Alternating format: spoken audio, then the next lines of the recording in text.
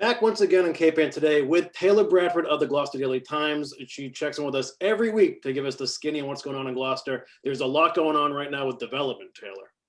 There has been, both in private and in the public sectors of Gloucester. I know some of them are new news, some of them are old news, but all of it is impacting just how the city is working and functioning these days.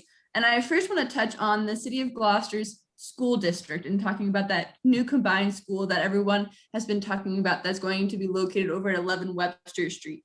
Now, the city of Gloucester has chosen to go forward with the design and construction of this new elementary school, even after in early April, the Massachusetts School Building Authority notified them that they will not cover any costs while the project is the subject of an active lawsuit. Now that lawsuit was filed by a group of Gloucester residents who are suing the MSBA, the state's Office of Energy and Environmental Affairs, and the city over the construction of a new elementary school on the site of Meadows Field at 11 Webster Street. So as long as that project is a part of that litigation, the MSBA said that they're going to withhold their funding and they're going to put a pause on signing any financial agreements with the city. Funding is called a project funding agreement, and they will not sign that unless the project is rid of any litigation that's currently going on. And so as they're trying to figure that out, I spoke with Matt Donovan over at the MSBA a little bit about this and asking, how normal is this to happen? And he said that this is actually, there are two other incidents, one that just concluded and one that currently happened. One is in Waltham, one is in Worcester. So it's not super uncommon for this to happen, but obviously it's a jolt to anybody to kind of get this news that the funding is going to be halted, especially as the city looks to go forward with this project.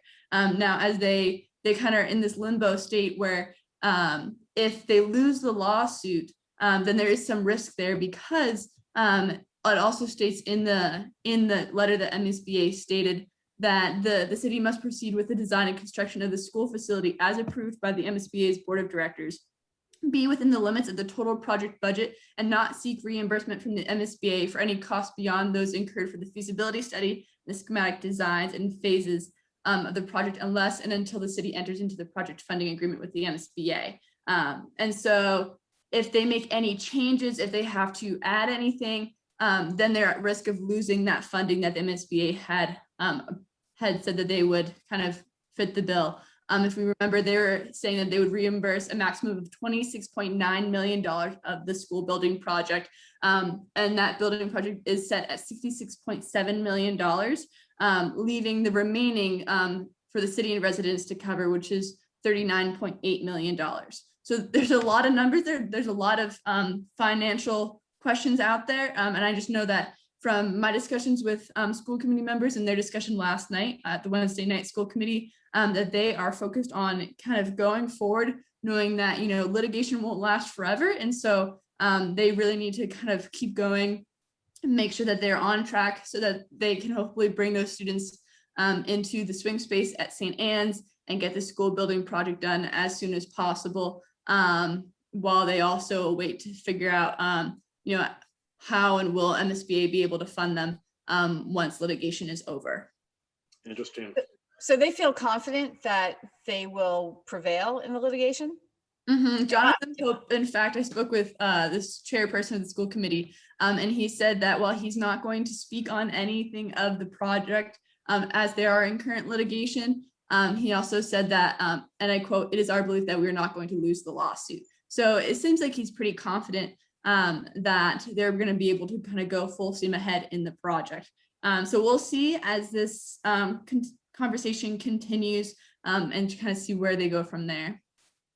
All right, another big development story is taking place over in West Gloucester at Upper Banjo Pond.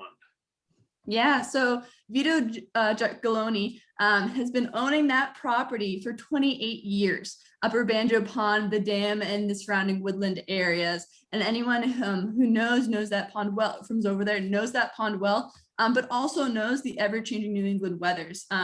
And Vito had mentioned that just because of years and years of the inconsistent weather, the cold, the hardship, that dam that separates the water from the land is actually deteriorating and cannot continue as is and needs major repairs. So he said that, while he had been advised by certain people that to drain the dam, drain the pond and get rid of the dam, he has some different plans in mind. Instead of eliminating the pond, he plans that to be able to preserve the historic pond and the local wildlife. He hopes to build up 26 new homes in that area and create a new neighborhood that would be tasked with the financial and logistical upkeep of the dam and Upper Banjo Pond. So it's quite a big endeavor, and right now they're seeking out special permits for a cluster development. Now the whole land is about 30 acres of vacant land in question, is primarily forested and contains the 10-acre man-made pond that people observe and know as Upper Banjo Pond. A part of the application that he is working alongside Joel Favaza of Seaside Solutions. They stated that there'd be the buildings, the homes, the single family homes, but they're also hoping to raise the water levels of the pond for recreation purposes, but also to kind of liven the wildlife that lives within that area, and also create trail networks to local parks such as Ravenswood and Fernwood over in that area. So again, they're still in the requesting of a special permit. So we actually will be continuing to cover this as we figure out more of what this development might look like come in a few months. Okay, thanks for that. And lastly, CADA is offering a new service. Yeah, so if you need to get somewhere fast, just know that your local transit has an app for that. So the Cape Ann Transportation Authority has launched CADA On Demand, which is an on-demand public transit pilot project that plans on expanding low-cost and timely services to employees and employers within Gloucester.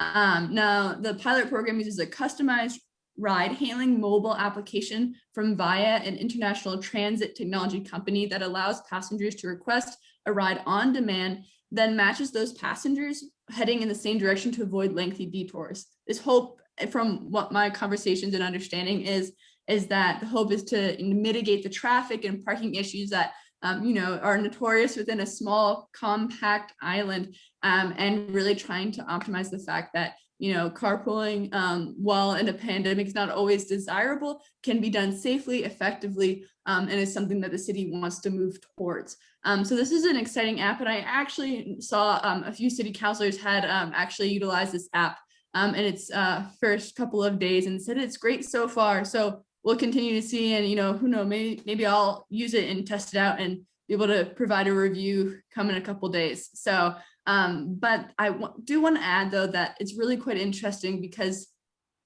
as they look to continue this and really promote this throughout the businesses, they're also promoting and saying that local businesses can help kind of sponsor to help include just kind of help employees wanting to use the services and promote it throughout the city to, again, mitigate that traffic. And they said that local businesses can support the efforts by including sponsoring free ridership for employees, as well as recognition with companies' names or logos on one of the vans. So there is kind of that local tie, as I know so many businesses here do in Gloucester, to kind of let them know that they can, assist their employees in utilizing this new program. It's a great idea.